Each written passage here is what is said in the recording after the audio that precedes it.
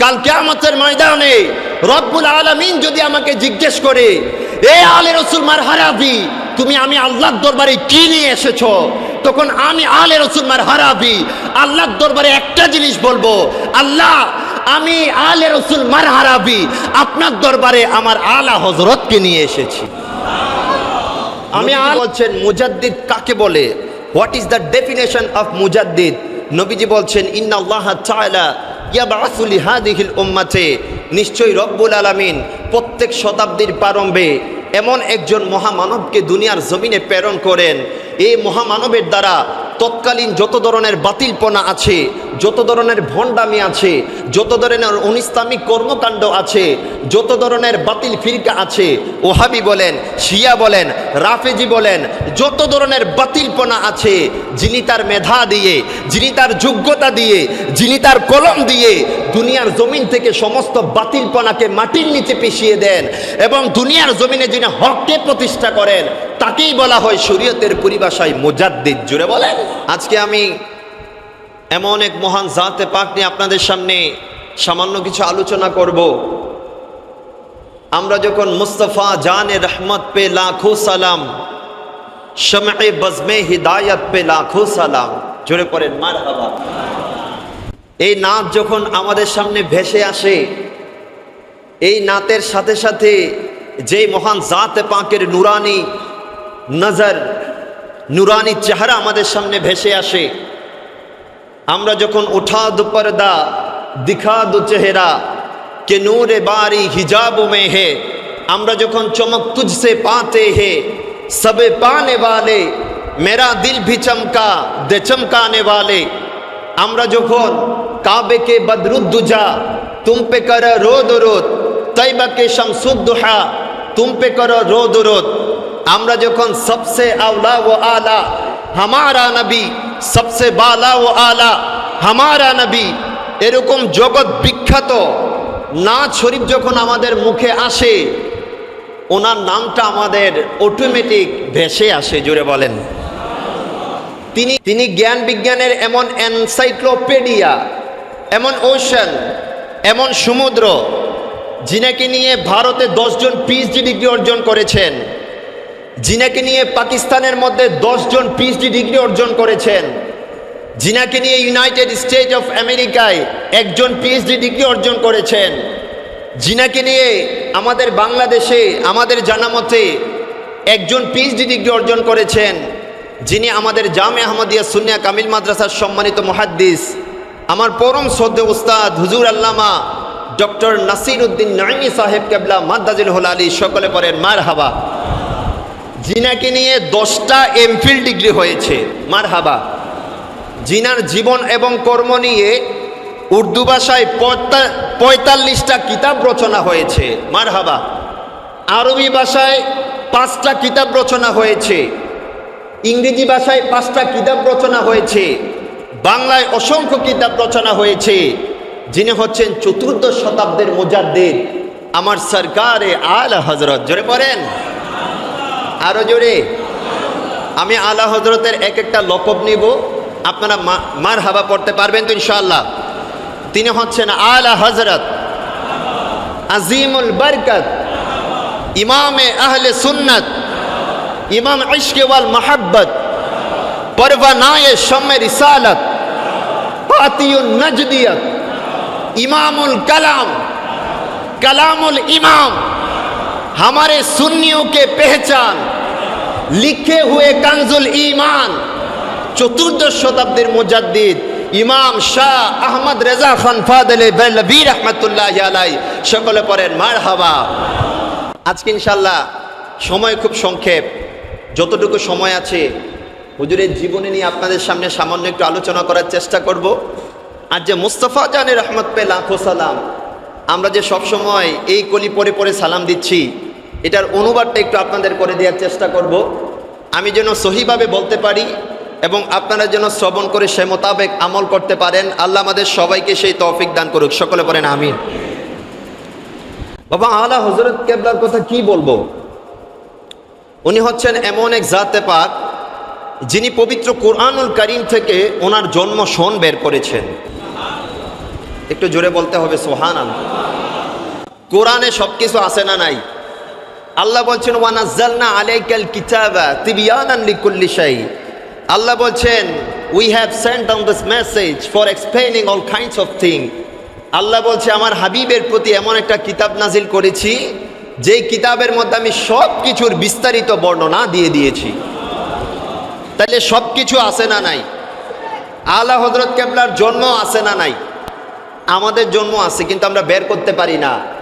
কিন্তু সরকারে আলা হযরত এমন এক জাতে পাক, যিনি যখন পবিত্র কোরআনুল কারীমের সূরা মুজাদালার 22 নম্বর আয়াতের দিকে যখন একটু লক্ষ্য করলেন, এই আয়াত থেকে আমার সরকারে আলা হযরত নিজের জন্ম সন বের করেছেন।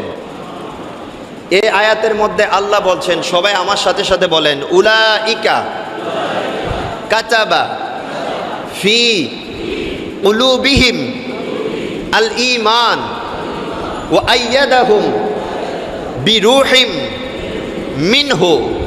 সকলে পড়েন মারহাবা। এই আয়াতের মধ্যে রব্বুল আলামিন কি বলছে দেখেন। আলা হযরত কেন এই আয়াত থেকে ওনার জন্মসন বের করলেন? আরবিতে একটা হিসাব আছে, আবজদ হাওয়াজ হুত্তি, যেটাকে আরবি গণনা বলা হয়। এই গণনা দিয়ে আলা হযরত বের করেছেন ওনার জন্মসন হচ্ছে 1272 হিজরি। জোরে বলেন। এই আয়াতকে যদি আরবিতে আবজদি হিসাব করা হয় 1272 বের হয়। এই আয়াতের মধ্যে রব্বুল আলামিন কি বলছেন দেখেন। আল্লাহ বলছেন উলাইকা, ওই সমস্ত লোক, কাতাবা লিখে দেওয়া হয়েছে, ফি কুলুবিহিম তাদের কলবের মধ্যে, আল ঈমানা ঈমানকে। সুবহানাল্লাহ। আল্লাহ বলছেন আমার এমন কিছু বান্দা আছে যাদের কলবের মধ্যে আমি ঈমানটাকে খোদাই করে লিখে দিয়েছি। ওয়া আইয়াদাহুম বিরূহিম মিনহু, এবং তারা হচ্ছে আমি আল্লাহর এমন স্পেশাল বান্দা যাদেরকে আমি জিবরিল আলাইহিস সালামের মাধ্যমে সাহায্য দান করি। আল্লাহর এরকম স্পেশাল বান্দা আছে না নাই? দেখেন আল্লাহ এই আয়াতের মধ্যে বলছেন আমি আল্লাহর এমন কিছু বান্দা আছে যে বান্দাদের কলবের মধ্যে আমি ঈমান খোদাই করে লিখে দেই, যাদের চিন্তায় চেতনায় শুধু আমি থাকি, আমার হাবিব থাকে, যাদের কলবটা আমি আল্লাহর প্রেমে দিবানা, আমার নবীর প্রেমে দিবানা। এই আয়াত থেকে সরকারে আলা হযরত নিজের জন্মসন বের করলেন, যে আয়াতের মধ্যে আল্লাহ বলছেন আল্লাহর এমন কিছু স্পেশাল বান্দা আছে যাদের এই কলবের মধ্যে ঈমানকে খোদাই করে লিখে দেওয়া হয়। আলা হযরত বলছেন এই জগতের মানুষ তোমরা শোনো, তোমরা আমি আলা হযরতের এই কলবকে তোমরা 2 টুকরা করো, দেখবা এক টুকরায় আছে লা ইলাহা ইল্লাল্লাহ, আরেক টুকরায় পাবা মুহাম্মাদুর রাসূলুল্লাহ। জোরে বলো। তোমরা একদিকে পাবা তাওহীদের পতাকা, আরেক দিকে পাবা রিসালাতের পতাকা। একদিকে পাইবা আল্লাহ পাকের নাম, আর আরেক দিকে পাইবা তার পেয়ারা নবীজির নাম। আলা হযরত নিজের জানকে কেমন ভাবে পুড়েছেন বাবা। আলা হযরত বলছেন কবাবে আহো মে ভি না পায়া, মজাজু দিল কি কবাব মে হে। জোরে বলেন সুবহানাল্লাহ। এই যে নিজের কলবকে যে আল্লাহ রসুলের প্রেমে কুরবান করে দিচ্ছেন, সরকারে আলা হযরত নবীর প্রেমে পুড়তে পুড়তে পুড়তে এমন পুরা পুড়েছেন, উনি বলতে লাগলেন কবাবে আহো মে ভি না পায়া, মজাজু দিল কি কবাব মে হে। এই জগতের মানুষ তোমরা শোনো, তোমরা জগতের মধ্যে কত ধরনের কাবাব খাও, মুরগির কাবাব, গরুর কাবাব, হরিণের কাবাব পাইলে তো কোনো কথাই নাই, সেটা কত মজা করে খাও।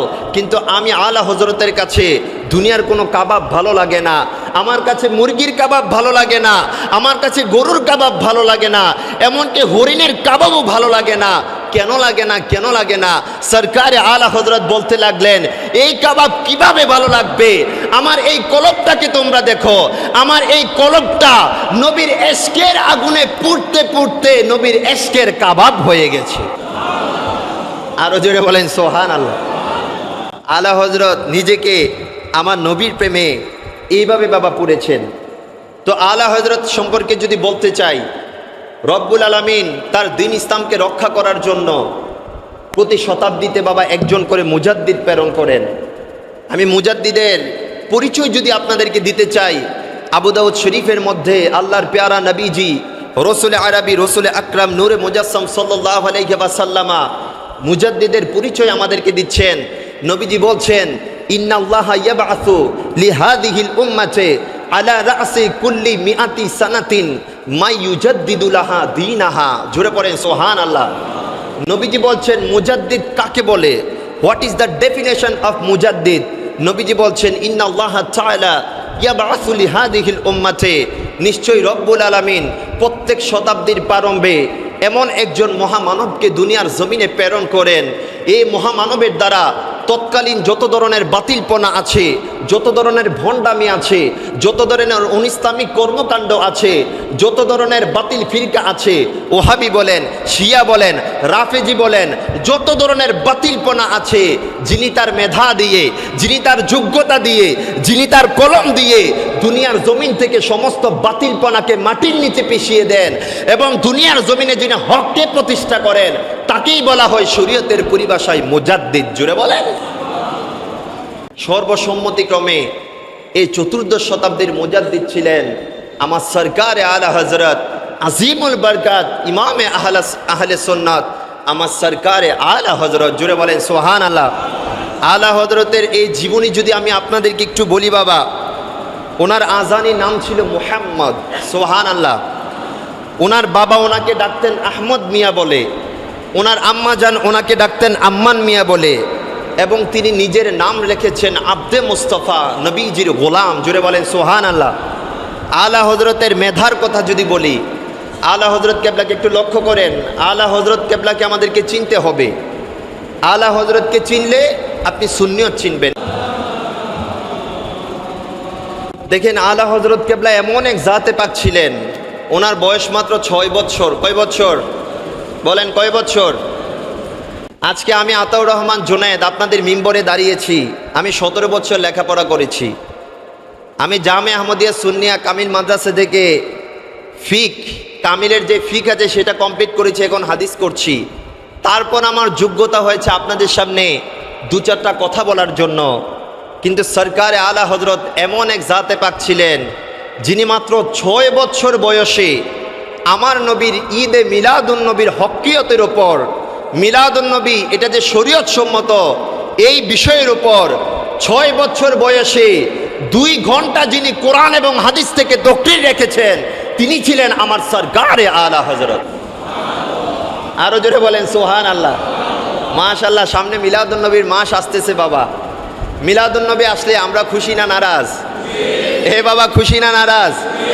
মাশাআল্লাহ। আমি শুনেছি এখানে এসে আপনারা মিলাদুন্নবী নিয়ে ব্যাপক আয়োজন করে থাকেন। আল্লাহ আপনাদের এই মহব্বত কবুল আর মঞ্জুর করুক। আপনারা জুলুস করেন বাবা, জুলুসে যান। আজকে যেহেতু মিলাদুন্নবীর টপিকসটা আসছে আলা হযরত কেবলার এ বয়ানে, আমি জুলুসের একটা দলিল দিয়ে যাই। আজকে অনেকে বলে যে আমরা নাকি জুলুস করছি নতুন, এই জন্য জুলুসকে অনেকে বিদআত বলতে চায় কি চায় না। আমি তাদেরকে বলি, বাবা তোমরা একটু ভালো করে কিতাব পড়ো, তোমরা সিয়াসিত্তা পড়ো, তোমরা বুখারী শরীফ পড়ো, মুসলিম শরীফ পড়ো। সেই মুসলিম শরীফ পড়লেই আমার নবীজির জামানার সেই জশ্নে জুলুস পাওয়া যাবে। সবাই বিষয়টা ভালোভাবে লক্ষ্য রাখবেন। এটা মুসলিম শরীফের হাদিস। 6টা সহি কিতাব আছে, তোর মধ্যে অন্যতম হচ্ছে মুসলিম শরীফ। সেই মুসলিম শরীফের কিতাবুজ জুহুদ ওয়ার রিকাক, এই কিতাবের মধ্যে এই হাদিসটা আসছে। আজকে যারা বলে নবীর জামানায় জুলুস ছিল না, একটু ভালোভাবে লক্ষ্য করেন কেমন জুলুস ছিল। আমার নবী যখন মক্কা থেকে মদিনার জমিনে হিজরত করে গিয়েছিলেন, সেদিন মদিনাবাসীরা নবীজিকে পেয়ে কিভাবে জুলুস করেছিল। হাদিসে পাকের মধ্যে আসতেছে, ফাসাইদার রিজাল ওয়ান নিসাউ ফাওকাল বুয়ুতে ওয়া তাফাররাকাল গিলমান ওয়াল খুদ্দামু ফিত তুরুকে ইউনাদুনা ইয়া মুহাম্মদ ইয়া রাসূলুল্লাহ। জোরে পড়েন আল্লাহু আকবার। যারা আজকে মিলাদুন্নবী মানেন না, আমাদের এই আলোচনা সোশ্যাল মিডিয়ার মাধ্যমে বিভিন্ন জায়গায় চলে যাবে। এই হাদিসটার জবাব একটু দিবেন। আমার নবী যখন মক্কা থেকে মদিনার জমিনে হিজরত করে গিয়েছিলেন, কি হয়েছিল সেদিন মদিনাতুল মুনাওয়ারার অবস্থা। মদিনাবাসী নবীজিকে পেয়ে কিভাবে বাবা জুলুস করেছিল। হাদিসের মধ্যে আসতেছে, ফাসাইদার রিজাল ওয়ান নিসাউ ফাওকাল বুয়ুতে। আজকে যখন জশ্নে জুলুসে আওলাদে রসুল যখন সেই জশ্নে জুলুসে সাদারত করে, দেখবেন কত মানুষ ঘরের ছাদ থেকে আওলাদের রসুলকে ইস্তেকবালিয়া জানায়, জুলুসে কত সুন্দরভাবে তারা উদযাপন করে। নবী যখন মক্কা থেকে মদিনার জমিনে গিয়েছিলেন, নবীজিকে স্বাগত জানানোর জন্য, নবীজির তাশরিফ আওয়ারিকে স্বাগত জানানোর জন্য মদিনাবাসীর যেই সকল পুরুষরা ছিল নবীকে স্বাগত জানানোর জন্য তারা মদিনার ঘরের সেই ছাদের ওপর উঠে গিয়েছিল। ওয়া তাফাররাকাল গিলমান ওয়াল খুদ্দামু ফিত তুরুক। আজকে জশ্নে জুলুসে আমার যুবক ভাইরা কত সুন্দর করে রাস্তার দুই পাশে কত সুন্দর করে দাঁড়ায়। সেদিন মদিনাতেও বাবা কি ঘটেছিল? ওয়া তাফাররাকাল গিলমান ওয়াল খুদ্দামু ফিত তুরুক।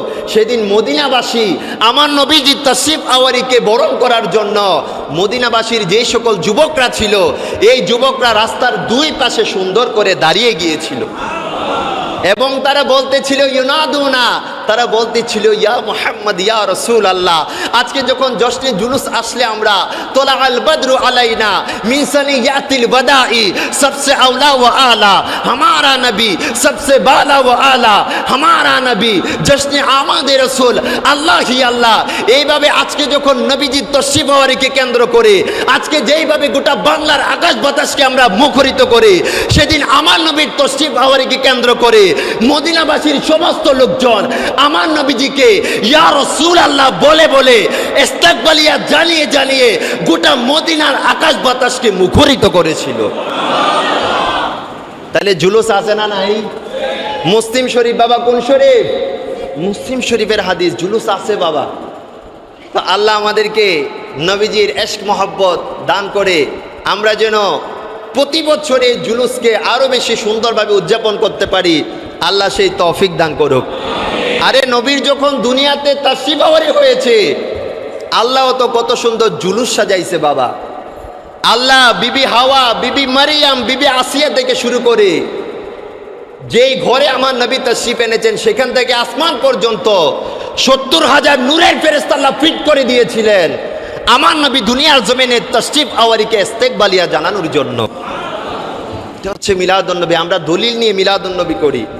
তা আমার আলা হযরত এমন এক জাতে পাক ছিলেন যে আলা হযরত মাত্র ৬ বছর বয়সে মিলাদুন নবীর উপর ২ ঘন্টা তকরীর রেখেছেন। জুড়ে বলেন। আলা হযরত কেবলার বয়স মাত্র ৮ বছর। এই বয়সে কি করলেন আমার সরকারে আলা হযরত? আজকে যারা মাদ্রাসায় পড়ে ক্লাস 8, 9, 10-এ ইলমে নাহুর খুব গুরুত্বপূর্ণ একটা কিতাব, যারা আলেম হয়েছে সবাই এটা পড়ে আলেম হয়েছে। সেই কিতাবের নাম হচ্ছে হেদায়াতুন নাহু, লিখেছেন আল্লামা সিরাজউদ্দিন উসমান রহমতুল্লাহি আলাইহি। এই কিতাব না পড়ে আলেম হওয়াটা অনেক বেশি কষ্টকর বাবা। তো এটা আমাদেরকে পড়ানো হয় নবম, দশম বা আলিমে।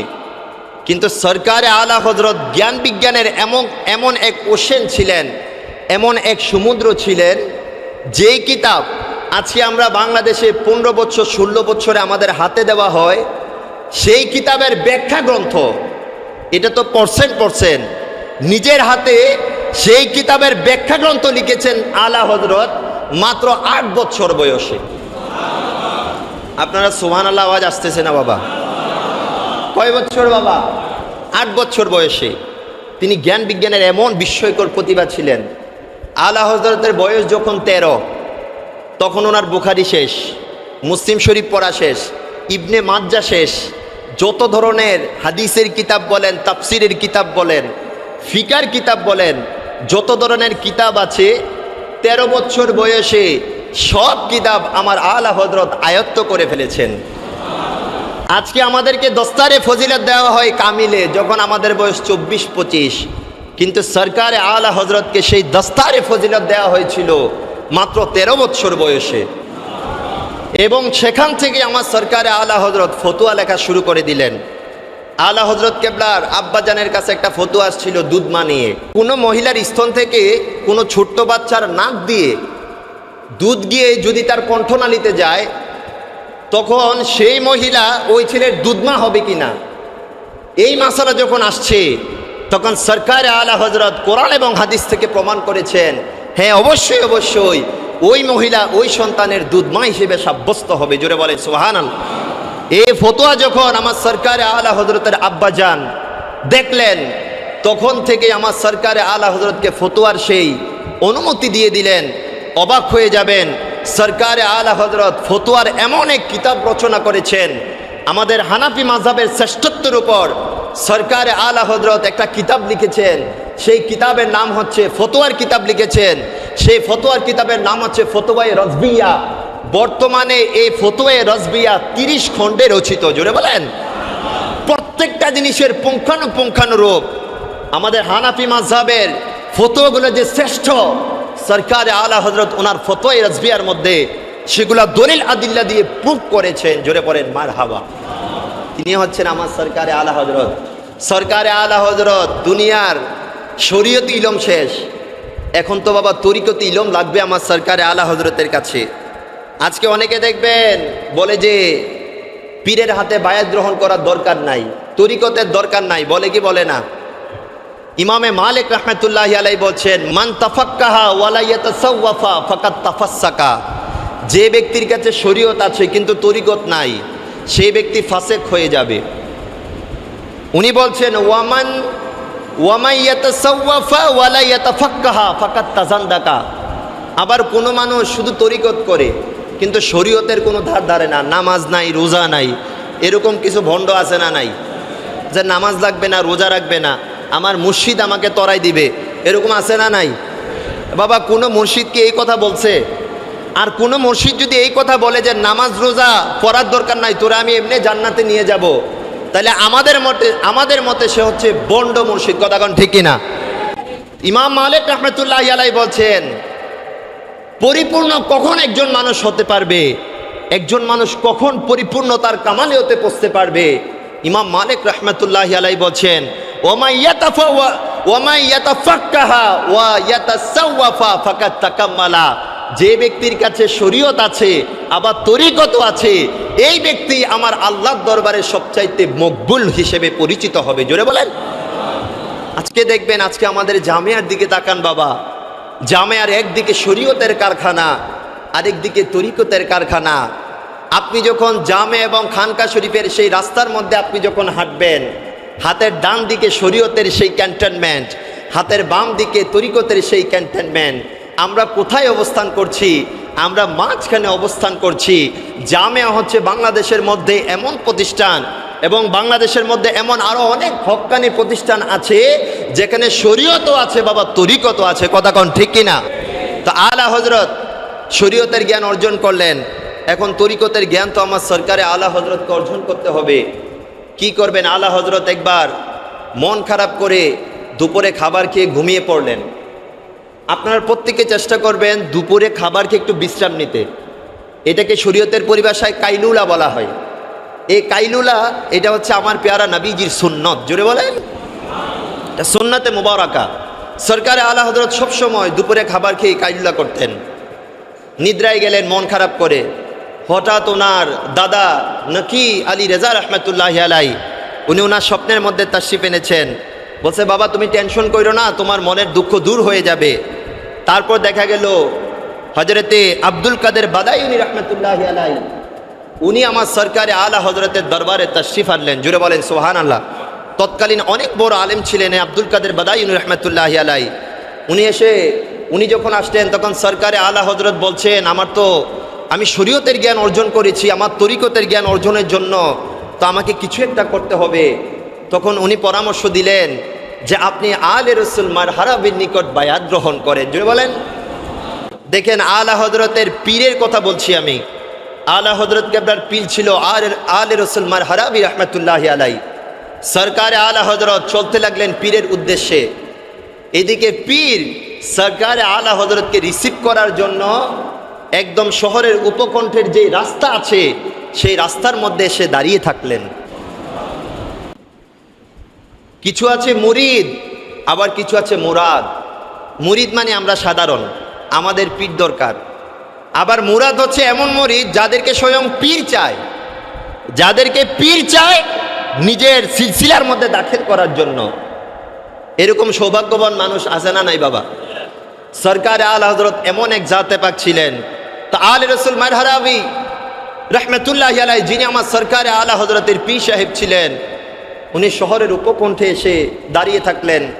সরকারে আলা হযরত ওনার হাতে বায়াত গ্রহণ করতে দেরি, ওনার কাছে যত সিলসিলার খেলাফত ছিল সমস্ত সিলসিলার খেলাফত আমার সরকার আলা হযরতকে প্রদান করলেন। জুড়ে বলেন। অন্যান্য ভক্ত মুরিদানরা বলতেছে আপনার কাছে বায়াত গ্রহণ করার পর আপনার সিলসিলা পাওয়ার জন্য, আপনার খেলাফত পাওয়ার জন্য কত কঠোর সাধনা করতে হয় মানুষদেরকে, কিন্তু আজকে কেমন মানুষ যিনি আসার সাথে সাথে আপনি সমস্ত সিলসিলার খেলাফত ওনাকে দিয়ে দিলেন। তখন আলী রসুল মানহারাবি রহমতুল্লাহি আলাইহি বলতে লাগলেন যে তোমাদেরকে তৈরি হতে হয়, কিন্তু আমার আলা হযরত তৈরি হয়ে আমার দরবারে এসেছে। জুড়ে বলেন। এবং আমি আলী রসুল মানহারাবি এত সৌভাগ্য যে আমি আমার আহমদ রেজাকে আমার মুরিদান হিসেবে পেয়েছি। কাল কিয়ামতের ময়দানে রব্বুল আলামিন যদি আমাকে জিজ্ঞেস করে, এ আলী রসুল মানহারাবি তুমি আমি আল্লাহর দরবারে কি নিয়ে এসেছো, তখন আমি আলী রসুল মানহারাবি আল্লাহর দরবারে একটা জিনিস বলবো, আল্লাহ আমি আলী রসুল মানহারাবি আপনার দরবারে আমার আলা হযরতকে নিয়ে এসেছি। আমি আলা হযরতকে নিয়ে এসেছি, তিনি ছিলেন আমার সরকারে আলা হযরত। একটু দরুদ শরীফ পড়েন। আল্লাহুম্মা ঘড়িটা ঠিক আছে, ঘড়িটা ঠিক আছে।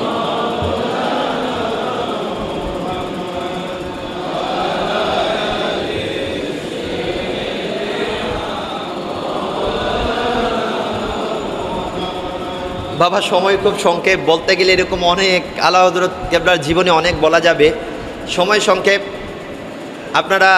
আপনাদের প্রতি আমার অনুরোধ হবে আপনার আলা হযরত সম্পর্কে জানবেন।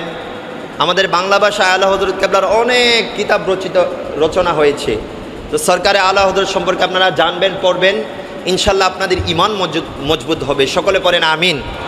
আমি জাস্ট একটা বিষয় একটু আপনাদেরকে বলি, এই যে আপনারা প্রতিদিন আমার হুজুরের সাথে কত মহব্বতের সাথে পড়েন মুস্তাফা জানে রহমত পে লাখো সালাম শমএ বজমে হিদায়ত পে, এটা লিখেছেন কে? এটা লিখেছেন আমার সরকার আলা হযরত। সুবহানাল্লাহ। এটা আমরা জানি, কিন্তু এটা অর্থ কয়জনে জানি? পড়ি, কিন্তু অর্থ কি সবাই জানি? একটু লক্ষ্য করেন আমার আলা হযরত কি বলছেন। আলা হযরত বলছেন মুস্তাফা। জুড়ে বলেন সুবহানাল্লাহ। মুস্তাফা মানে নির্বাচিত। আল্লাহ পাক সমস্ত আম্বিয়ে কেরাম থেকে নির্বাচিত করে আমার রসুলকে আমার আল্লাহ হাবিবুল্লাহ বানিয়েছেন। মুস্তাফা আমার নবী জানে রহমত, তিনি হচ্ছেন রহমতের জান। জুড়ে বলেন।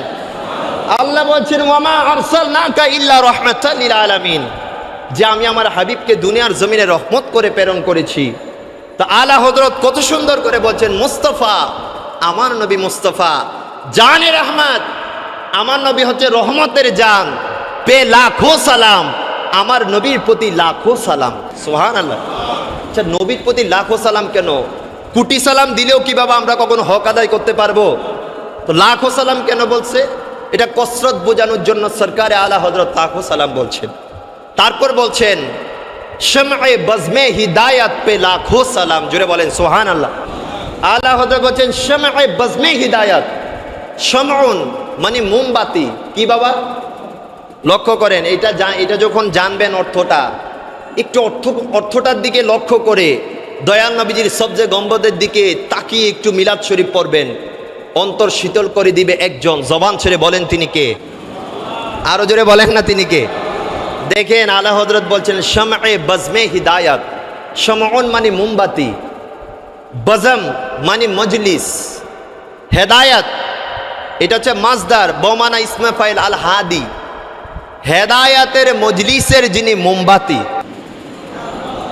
এখানে হেদায়াত হাদি মানে আল্লাহর আম্বিয়ে কেরাম, সে আম্বিয়ে কেরামের মজলিসের যিনি মোমবাতি, জিনার থেকে আলো নিয়ে আজকে সমস্ত আম্বিয়ে কেরাম আলোকিত হয়েছে, সে হেদায়াতের মজলিসের যিনি মোমবাতি, পে লাখো সালাম, সেই নবীর প্রতি আমাদের লাখো সালাম। জোরে বলেন হাই হাই। সরকারে আলা হযরত কত সুন্দর করে বলছেন। দেখেন আলা হযরত আমার নবীজির কান মোবারক নিয়ে কি বলছেন, আপনারা এটা পড়েন যে দূর নজদীক কে সুননে वाले वो कान कान नाले करामत पे लाखों सलाम मुस्तफा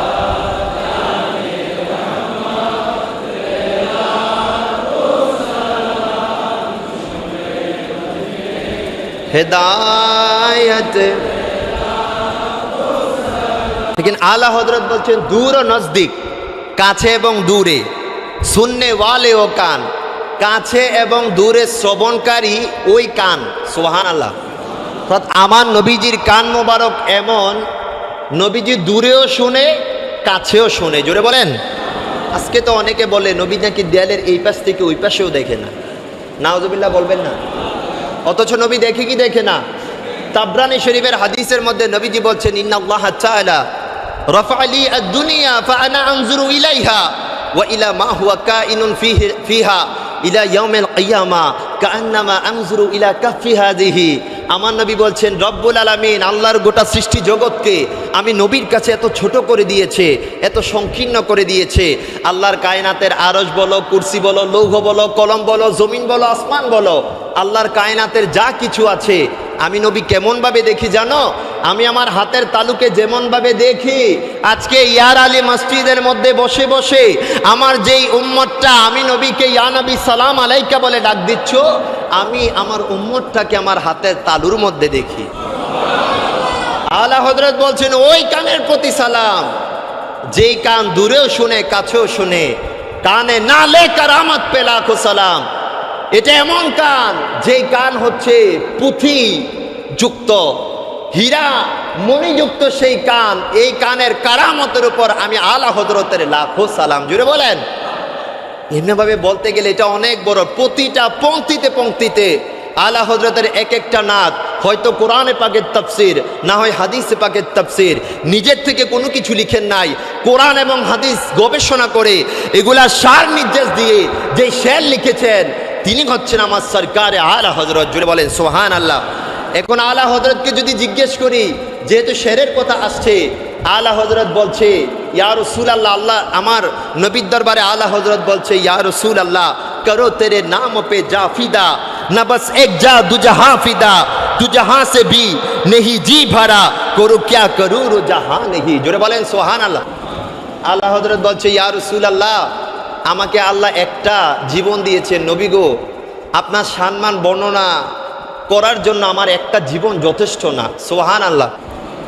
চিন্তা করেন, যিনি ওনার জীবদ্দশায় ১৫০০ কিতাব লিখছেন, জুড়ে বলেন, এত লেখা লেখার পরেও বলতেছে ইয়া রাসূলুল্লাহ নিজের মনকে বুঝ দিতে পারতেছি না, নবী গো আমার এই হায়াতটাকে আমি আপনি নবীর জন্য কুরবান করে দিলাম।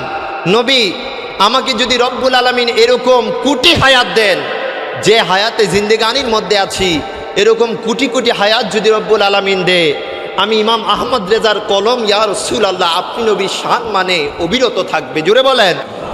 আলা হযরত যখন নবীজির পজিশন বর্ণনা করতে গেলেন, আলা হযরত বলতে লাগলেন আরশে হক হে মসনদে रिफात रसूलुल्लाह की देखनी है हशर में इज्जत रसूलुल्लाह की। জুড়ে বলেন।